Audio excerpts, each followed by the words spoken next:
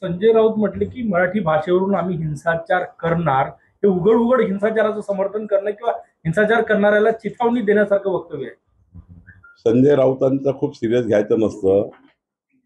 त्यांच्याकडे हिंसाचार करणारी वगैरे काही टीम नाही आहे. तो काळ गेला जेव्हा हिंदू हृदय सम्राट बाळासाहेब ठाकरेजी यांच्याकडे शिवसेना होती. ती शिवसेना खऱ्या अर्थाने खरं हिंदुत्ववादी विषयाकरता आंदोलन एखादा विषय आता घेतला तर पूर्ण करायचे.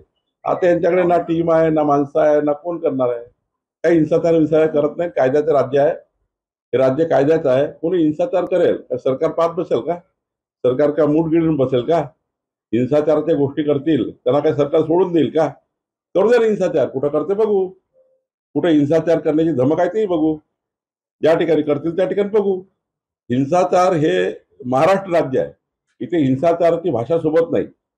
इथे आपल्या कायद्याने राज्य करावं लागतं, कायद्याने काम करावं लागतं. आणि मराठी भाषेबद्दल तर आम्ही सांगितलं आहे, या महाराष्ट्राची आमची माय मराठी भाषा आणि मराठी भाषेच्या विरुद्ध कोणी बोललं तर आम्ही सहन करणार नाही. आम्ही यापूर्वीच आपल्याला त्या ठिकाणी